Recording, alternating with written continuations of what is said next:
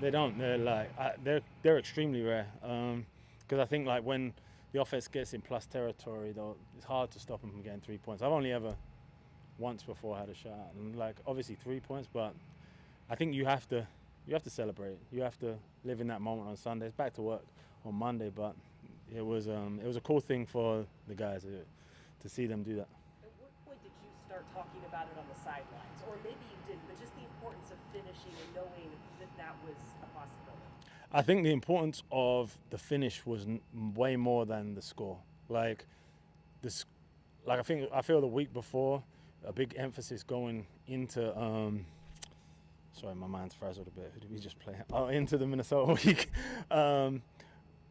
Was when we came out of the Tennessee week. It was like the guys played good football, but we didn't finish all the time as a defense as we wanted to finish. And I think the message in that week was, and the kind of really the input from the players that week was, okay, let's finish, let's live in that death zone mentality, and can we finish on critical downs? Can we get the football? And they went out there and they done it. What is the death zone mentality? It's just it's actually something that I saw on TV, like watching a show called 14 Peaks, and it was just this guy that was climbing 8,000-meter mountains, and he was saying only a few people can last kind of survive in that area above 8,000 meters, and he called it the death zone. He said like in the death zone he came alive, and I kind of just related it to the guys now related to that moment in football where you have to thrive, that you have to be ready, you have to be prepared, you have to attack it, you have to go. So you're going to trek your D lineman up 8,000-meter peaks next? Maybe one day. I don't know if I'll make it. Are you getting your chance to coach Nick Emmanwori now that he's playing a little bit on the line? Yeah, actually, I worked with him the other day. Yeah, I think like Nick, when you get those players, and we spoke about it before, that can do multiple things, I think we came to like a solution of like they have to see the kind of experts in their area. So he gets coached by a few people and he moves around a lot, and he does a great job of taking that information and seeing what works for him, because he's around a lot of players from different positions, so they give him the game from their eyes, and he takes it and he's growing, and it's pretty cool to see him grow. He's doing a good job. It's one thing to see a guy go corner to safety or across the defensive line positions. You've got him playing all three levels of the defense now. What about him allows him to be a guy that can do that for you guys as a rookie, 9 games in for him, and not have it be too much?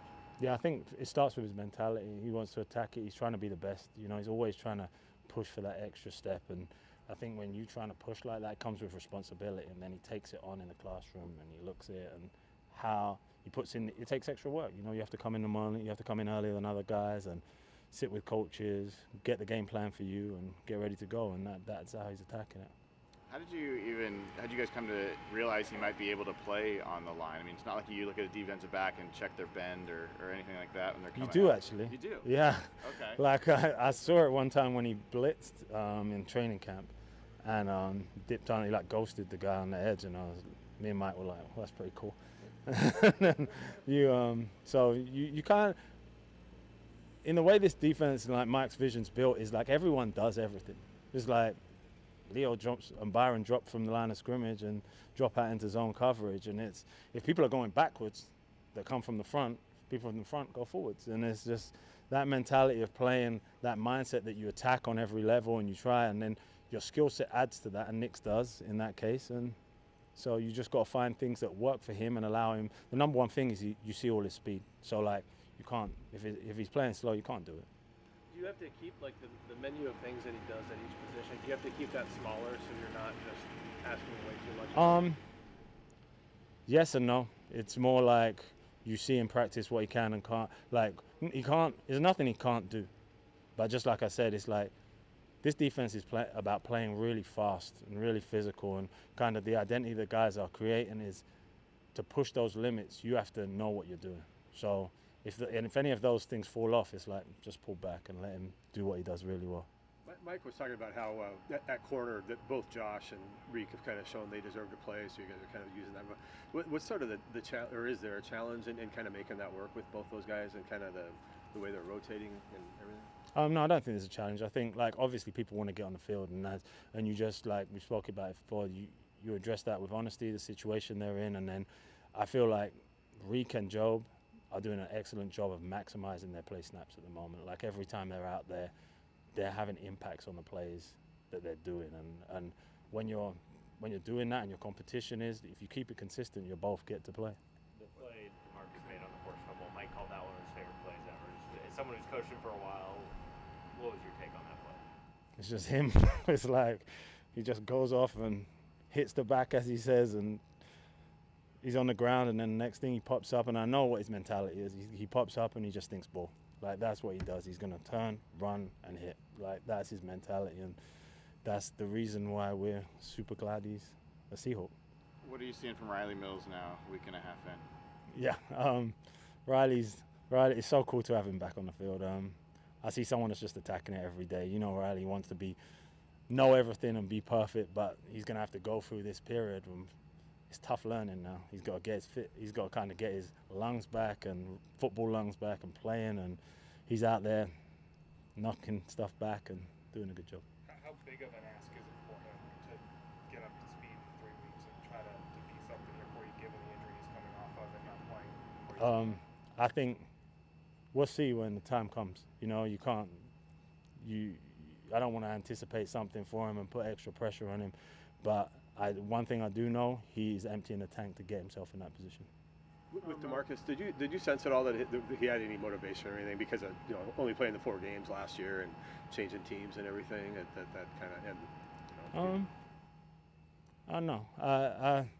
I think it's kind of, I do see a new energy in him. Like, I think like his whole career he played in Dallas, so I think coming here and being in a new environment, you get that new sense, and I think that room has a great energy and a great culture about it, and he's a big part of it. Of that culture, what did you appreciate about Brandon Peely jumping to Josh Jobe's defense, or do you not like that as a coach? I think you got to play between the lines and do it your way, but you've always got to look after each other. Do you think that flag was on him? Did I at the time? Not like, no, I didn't. I thought the guys ran in. Like, I didn't actually see his thing until afterwards. Pretty nice right cross. I didn't see that. Reek's interception, it seemed kind of similar to a few other plays he's made over his career. What did you think of that play? Yeah, I know. Yeah, I think like the play that he made when he caught the ball, it was excellent technique and excellent understanding of what was coming and how he played it. Like, for a split second, I thought it was a touchdown, and then you saw him flash in and pick the ball. I thought it was great. Like, you wish he would have held on to it for himself, and the defense. But I thought, it's those things. It's like when you talk, it's like you're talking about that moment for the kid. It's hard because he's done something great and it didn't end. But like when he comes off the sideline, all his teammates are like congratulating him, saying, "We'll get you back." And the next time we got 2 sacks and we're off the field. You know, like I think that is a credit to the guys and what they're putting in. He goes back out there and does his job. I think Mike mentioned he messed up that call. He said credit to Reek for kind of saving his ass. What about that assignment based on what they called was so difficult? Just the route combination that came up and the stress that was put on a couple of guys, but Reek done it exactly what he was meant to do, and he made the play. You said there was only one other shutout. Was that U.S.? Did you have it UK? Yeah. Oh no, I had quite a few in the UK.